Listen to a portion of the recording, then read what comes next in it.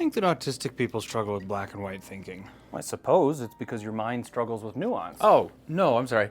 I should have asked, why do you think that people think autistic people think in black and white? You see things in binary. You struggle with shades of thinking. But what does that mean? Like, for me, I spend my entire life in the nuance. How is it that people can tell me I make things too complicated and also I make them too simple? I don't know that it's you struggle to see nuance, but more that you struggle to compute it. You're not very good with new information. Do you think that maybe people just don't see how often I am forming and reevaluating my opinions on things because of new information? I don't know. But I do know that you have very rigid opinions about things when I do try to give you new information. That's what you see. Right. So, for example, oftentimes I will give you a suggestion to help with your mental health, and you're pretty quick to excuse it away. I think that's kind of what I'm saying. Like, you see the situation as me being rigid. I see it as you not properly justifying what you're saying.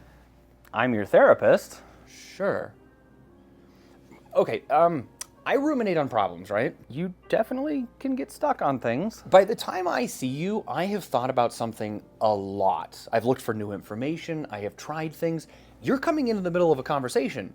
So if you tell me something that I have problems with, you need to address the problems. Most people can't do that though. So they see that as me not being able to handle new information when really it's that they're unaware of what I know. You can't really expect people to know what's going on in your head. That's not fair. I'm not. If I explain myself, I'm making excuses. If I don't, I'm ignoring you. Well, hold up. Can I point out that how you're viewing this dynamic right now is even binary on some level? One of us is right, one of us is wrong.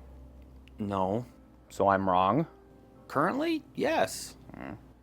Some things are binary, but usually the way I see complicated things is like my solution gets us 83% of the way there. Yours only gets us 69% of the way there.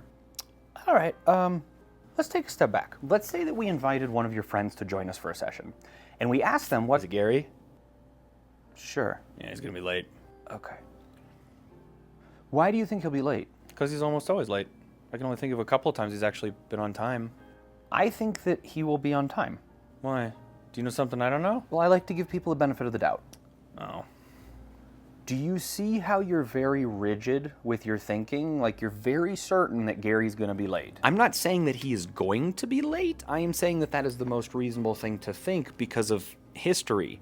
You're telling me to think what you think because of feeling. But you see one of us is right and one of us is wrong.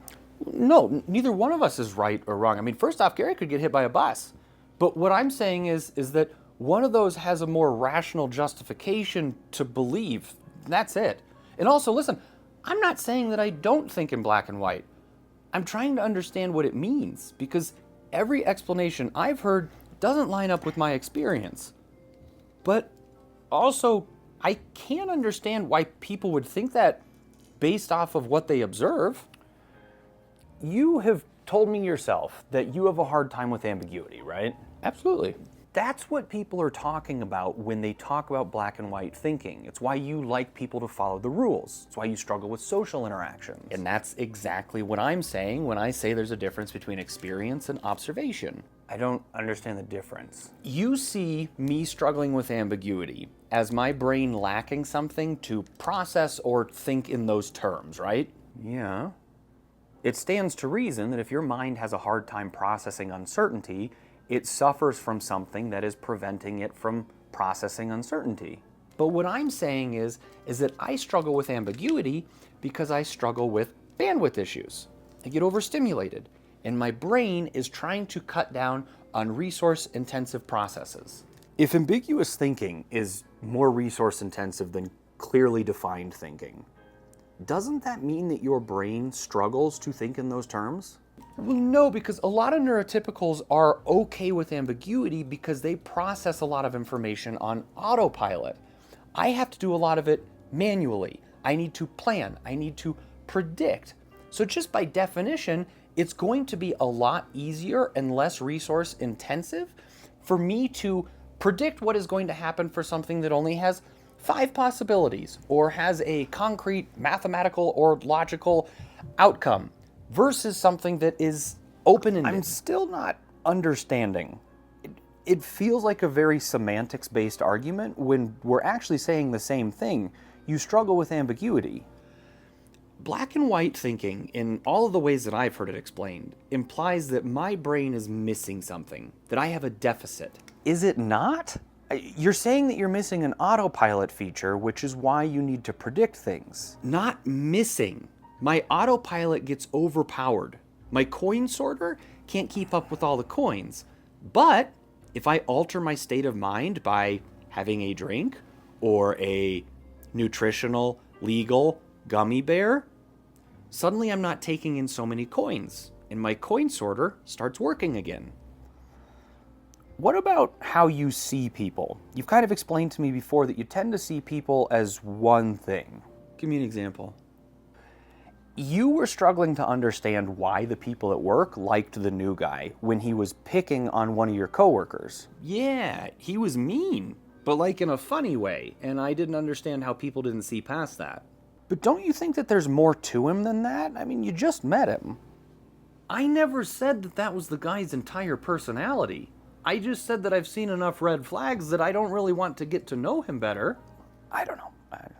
You seem very adamant that this is not black and white thinking. No, I'm just trying to understand what I'm missing. Oftentimes when we meet, it feels like you're just trying to disprove something. It doesn't feel like you're genuinely receptive. I don't know how to accept something is true if the problems I see with it aren't addressed, which means that I need to voice the problems. It's in the DSM. This is a pretty well accepted facet of autism. Couldn't it be that none of us are able to see what's going on in here? And we all have times where we're opinionated. We all have moments where it looks like we're struggling to take in new information. But you being adamant that we do struggle with black and white thinking is an illustration of how it can look like you struggle with black and white thinking? You are one of my more challenging clients. Do you know that? I very much do. Couldn't it also be that since so much of the autistic community believes so strongly that they struggle with black and white thinking, that is an illustration of the community struggling with black and white thinking? Oh, I like you. Do you know that? I did not. Maybe it's an illustration of how effective conditioning can be. When you've been told something about yourself time and time again that is close, but not quite 100% accurate, it will still shape how you see yourself. Oh, dang, would you look at that? Our time is up.